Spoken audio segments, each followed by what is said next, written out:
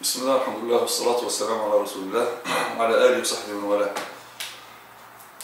Nous parlions auparavant de la famille, de l'importance de la famille et bien sûr de l'importance du mariage, parce que le mariage c'est le fondement de la famille. Donc si le mariage est réussi, donc nous allons réussir à former une famille stable, et si on va établir, former une famille ou construire une famille stable, c'est toute la société bien sûr qui sera stable. Et donc nous allons parler cette fois du choix du conjoint, parce que la stabilité du mariage dépend de ce choix. Donc pour réussir son mariage et par la suite réussir donc la famille, donc il faut passer par le choix. Il faut que ce choix-là soit un choix responsable, un bon choix pour que la famille soit solide, forte et stable. Parce que la fin est en fonction du début. Si le commencement est bon, bien sûr, la fin sera bonne. Mais si le début est mauvais, bien sûr, ça va avoir une répercussion sur la fin. Et donc le choix a nécessairement un impact, un bon ou un mauvais impact sur la famille. Alors, le choix du conjoint. Le choix du conjoint passe par 4 phases, 4 étapes. Première étape, c'est la détermination des critères. Détermination des critères. Deuxièmement, comment choisir ou comment chercher. Plutôt, comment chercher. Comment lancer la recherche. Troisième étape, l'étape de la concertation et de la consultation. Quatrième étape, le consentement de la famille. Donc, premièrement, j'ai dit les 4 étapes du choix du conjoint. Premièrement, détermination des critères. Deuxièmement, la façon de rechercher, comment lancer la recherche. Troisièmement, la concertation et la consultation, l'istikhara ou l'istishara. Et quatrièmement, le consentement de la famille. Donc nous allons commencer tout d'abord par la première étape concernant donc le choix du conjoint. Donc, tahdid ou muwasafa, c'est-à-dire détermination des critères. Le problème, chez beaucoup de jeunes qui veulent se marier, il n'y a pas de critères clairs. Pourquoi tu veux te marier? Pourquoi avec cette personne? Pourquoi pas avec une autre? Il n'y a pas vraiment de critères clairs. Alors pour certains, la sœur va dire non mais moi tant qu'il est musulman, il prie, c'est sûr, il dit la ilaha illallah Muhammad Rasulullah, c'est bon. Il dit encore heureux qui prie, qui dit la ilaha illallah, tu comptes te marier avec qui? Ça c'est pas un critère. Donc ce n'est pas un critère vraiment clair sur lequel tu vas fonder une famille. Donc, ou des fois, c'est juste l'apparence. Ouais, il est beau, etc. Ou la sœur, elle est belle physiquement, ou il a une situation, etc. Donc, c'est des critères, mais ce n'est pas des critères qui sont clairs. Donc, il faut vraiment que le jeune, la jeune, il doit avoir des critères clair. Il faut se poser la question, parce que pour beaucoup, lorsque la sœur, on vient lui demander, on vient demander sa main, parfois, et dans plusieurs cas, j'ai déjà entendu ça, on dit pourquoi je dirais non. La question, c'est pas ça la vraie question. La vraie question, c'est pourquoi je dirais oui. Pourquoi je dis oui et non pas pourquoi je dirais non. Ça, c'est très important. C'est vraiment 2 approches différentes, 2 mentalités différentes. Pourquoi je dis oui à lui? Et c'est pas pourquoi je dirais non. Non, pourquoi tu dis oui? Donc, parce que quand tu dis pourquoi je dirais non, c'est-à-dire que finalement, tu n'as aucun critère. Donc c'est le doute. Et le doute mène au mauvais choix. Alors, avant même, il faut normalement, tu prends une feuille et tu vas dire, c'est quoi mes critères? Mais bien sûr, on va parler de ces critères, comment les fixer. Mais avant même de commencer à fixer les critères, il faut se poser la question essentielle. Quel est ton objectif dans la vie? C'est quoi ton but dans cette vie? Pourquoi, à ton avis, pourquoi Allah Azza wa Jalla t'a créé? Allah Azza wa Jalla nous dit وَمَا خَلَقْتُ الْجِنَّ وَالْإِنسَ إِلَّا لِيَعْبُدُونَ. Je n'ai créé les djinns et les humains qu'afin qu'ils m'adorent. Est-ce que tu es conscient de ça? Est-ce que ton but dans la vie, c'est ça? C'est adorer Allah Azza wa Jalla et d'exécuter la volonté d'Allah Azza wa Jalla sur terre. Inni ja'ilun fil ardi khalifa. Je vais créer, donc mettre un lieutenant, un vicaire sur terre. Ça veut dire quoi ici, cette khilaf, cette lieutenance? C'est d'appliquer la volonté d'Allah Azza wa Jalla sur terre. Donc, si tu es conscient que ton but c'est d'adorer Allah Azza wa Jalla, ton but c'est d'être au service d'Allah Azza wa Jalla, ton but c'est de vivre avec l'islam, pour l'islam, pour servir Allah Azza wa Jalla, ton but c'est d'accéder au paradis. Si c'est ça ton projet déjà dans la vie, là tu vas choisir quelqu'un qui va t'aider dans ton projet, qui a la même chose, qui a le même projet. Le mariage c'est avant tout une union autour du même projet.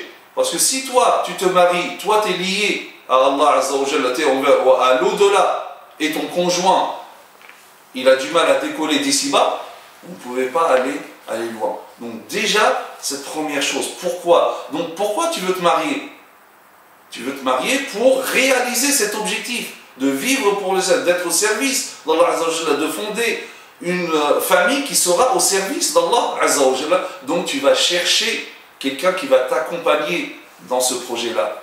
Dis, moi mon projet c'est ça, je cherche quelqu'un pour m'accompagner, que ce soit tel ou tel, c'est pour m'accompagner dans ce projet-là, et c'est pour rentrer au paradis tous les deux. Alors, le prophète sallallahu alayhi wa sallam nous a orientés par rapport aux critères. Le prophète sallallahu alayhi wa sallam nous dit Tunkahul mar'a li arba'. Donc, on épouse une femme pour 4 raisons. Limaliha, pour sa beauté.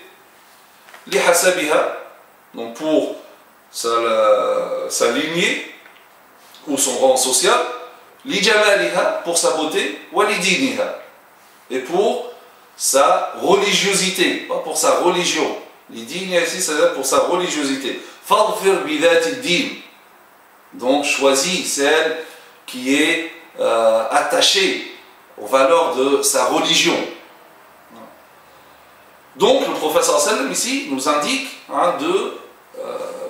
ou bien nous indique le critère principal, c'est l'attachement aux enseignements de l'islam. Ça ne veut pas dire que la beauté n'a aucune valeur, mais le prophète sallallahu alayhi wa sallam ici nous donne des priorités. Donc c'est-à-dire que la beauté ce n'est pas le premier critère. Il le cite, donc ça veut dire que ça fait partie des critères. Et d'ailleurs dans d'autres hadiths, lorsque le prophète sallallahu alayhi wa sallam a entendu que Al-Mughira ibn Shu'ba avait demandé une femme en mariage, le prophète sallallahu alayhi wa sallam lui dit Anadarta ilayha, est-ce que tu l'as déjà vue? Il dit la, il dit non. Il dit Ibhab ilayha, fanzur ilayha. Donc il dit va et regarde-la, il faut que tu la vois. Donc pour que votre mariage dure, donc regarde, est-ce qu'elle te plaît ou pas? Peut-être ça ne va pas te plaire. C'est pour ça que le prophète Hassan, dans un autre hadith, quand il parle aussi de critères de mariage, dit c'est-à-dire lorsque tu regardes ta femme, donc ça te fait plaisir de la voir, donc c'est-à-dire qu'elle te plaît. Et bien sûr, vice-versa. Donc la beauté, c'est même pas quelque chose de négligeable. Mais ici, le prophète Hassan nous donne des priorités. Parce que si tu te maries pour un projet qui n'est pas lié à ce bas monde, d'accord, tu vas te marier, pourquoi? Pour avoir des enfants. D'accord, tu vas avoir des enfants, Inch'Allah, si Allah le veut, tu auras des enfants. Mais quand les enfants vont se marier, ils vont partir. Beaucoup de couples finissent par divorcer parce que finalement, il n'y avait pas de projet. Après, oui, on se marie comme tout le monde, donc tout le monde se marie, on a des enfants, les enfants grandissent, etc. Mais si après, les enfants, ils ont grandi, ils sont partis. Et après, on fait quoi? Il n'y a plus de projet. comment c'est le problème, et beaucoup de couples divorcent une fois que les enfants sont grands. Hein, le projet c'est quoi? Acheter une maison, c'est avoir une bonne situation, tu l'as. Et après? Et après, comment c'est le problème? Vous savez, on n'a plus de projet pour l'avenir. Non, parce que c'est des projets toujours liés à ici-bas. Mais quand ton projet est lié à l'au-delà, là ça aide. Hein, la constance dans le mariage et la pérennité du mariage, parce que vous êtes mariés autour d'un projet. Et le mariage qui dure, hein, c'est ce mariage-là qui est fondé sur un projet, lorsque ce projet-là, bien sûr, il est lié à l'au-delà et il n'est pas attaché à ce bas monde. Et si aussi tu te maries avec la femme pour sa beauté, là, la beauté, c'est pas quelque chose qui dure. Avec l'âge, etc., tu fais quoi après? Pour sa richesse aussi, c'est pas quelque chose qui dure. Ce qui dure, par contre, c'est la religiosité et l'attachement donc aux valeurs et l'enseignement de l'islam. Comme j'ai dit, ça ne veut pas dire que les autres critères, hein, ne comptent pas. J'avais entendu une fois, c'était il y a quelques années, c'était l'ancien gardien de but de l'équipe nationale d'Égypte. C'était un frère, machallah, exceptionnel, c'était un prédicateur en même temps. Et il avait fait une intervention, comme ça en fait c'était une sorte d'interview, et il répondait à certaines questions, et il parlait du mariage, et il a donné une belle image. Il dit, par rapport au hadith du prophète sallallahu alayhi wa sallam, ces 4 critères, il dit c'est comme si on disait la religiosité c'est 1, on met 1, avec din, 1. Si en plus elle est riche, tu rajoutes un 0. Les autres c'est 0, 0, 0. Beauté sans religion c'est 0. Lignée sans religion c'est 0. Richesse sans religion c'est 0. Donc cela c'est 0, 0. Et din c'est 1. Donc si la femme est dotée de religiosité, donc c'est 1. Si en plus elle est belle, on rajoute ce 0. Donc ça fait 10. Si en plus, machallah, elle est riche, donc ça fait 100. Et si aussi lignée, là, c'est le jackpot. Mais ça ne va pas dire, comme j'ai dit, donc le principal c'est la religiosité. De même pour l'homme. Le prophète sallallahu alayhi wa sallam dit إِذَا جَاءَكُمْ مَنْ تَرْضَوْنَ دِينَهُ وَخُلُقَهُ فَزَوِّجُوهُ إِلَّا تَفْعَلُوا تَكُنْ فِتْنَةٌ فِي الْأَرْضِ وَفَسَادٌ عَرِيضٌ. Lorsque un homme vient pour vous, donc c'est pour ici, c'est pour les sœurs, vient à vous, tardawna, donc vous agréez sa religiosité, hein, ici, même par rapport à la traduction, tardawna dina, pas sa religion. La religion c'est l'islam, les musulmans. Donc j'ai dit encore heureux, là on parle de religiosité. Et son comportement, sa morale, alors là, donc il parle au tuteur, donc accepter le mariage. Et comme j'ai dit ici, donc, din, c'est diana, c'est la religiosité, c'est sa conformité à la religion et au principe de la religion qui va se refléter sur son comportement. Il ne faut pas voir juste, hein, il y a certaines personnes, l'islam ne se reflète que sur l'apparence, mais pas sur le fond. Quand on parle de religiosité, ce n'est pas que l'apparence, c'est aussi le fond, c'est sa morale, c'est son comportement. Donc ne jamais accepter de se marier avec quelqu'un qui n'a pas cette religiosité, qui n'est pas conforme à la religion, et que les enseignements de la religion ne se reflètent pas sur sa façon d'être, sur son comportement. Donc ne pas se marier avec de telles personnes, parce que celui qui ne possède pas quelque chose ne peut pas la transmettre, ne peut pas l'offrir à quelqu'un d'autre. Comment il va faire après pour les enfants? Donc si la mère, les valeurs de la religion ne se révèlent pas sur elle, ainsi que le père, comment après ils vont transmettre ça à l'enfant? Donc ça c'est vraiment, il y a un niveau qui n'est pas négociable, qui ne peut pas faire l'objet d'une concession, c'est la religiosité, c'est Diana. Et la religiosité, ce n'est pas que la pratique, ce n'est pas que l'aspect externe de l'islam, mais on parle d'une personne imprégnée par les valeurs de l'islam, c'est bien que ceci se reflète sur sa façon d'être, sur sa morale, sur son comportement. Et surtout ne pas dire non mais c'est pas grave, même s'il n'est pas dans la religion, après je vais faire da'wah. Là, comme j'ai dit, la famille c'est pour trouver une quiétude. Tu es prédicateur, mais dans ta famille, avec ta femme, tu dois trouver, c'est elle qui doit te motiver pour da'wah. Et vice versa, hein, les deux. Donc, parce qu'en réalité, celui qui dit ça ou celle qui dit ça, en réalité, donc la religiosité ne fait pas partie de leurs critères. Donc c'est que ils n'ont pas donné la priorité à ce critère. Autre, donc parmi les critères importants, c'est l'équivalence ou la compatibilité. Alors il y a plusieurs sortes de compatibilité. Donc tout d'abord, on vient d'en parler, la compatibilité en matière de religiosité. Donc par rapport à la conformité à l'islam. Donc il faut qu'il y ait une compatibilité, c'est-à-dire leur niveau de conformité est proche. Et que pour les deux, hein, l'objectif c'est être au service de l'islam et la préoccupation n'est pas limitée à ce bas monde. Dans le takafu, hein, aussi dans le takafu de la religion, on peut dire aussi un takafu fiqhin, une compatibilité, si on veut dire, intellectuelle, dans le sens où on a la même compréhension de la religion. On peut être conforme, mais voilà, il y a plusieurs compréhensions de l'islam. Donc, assure-toi que vous êtes sur la même longueur d'onde dans la compréhension de l'islam. Est-ce que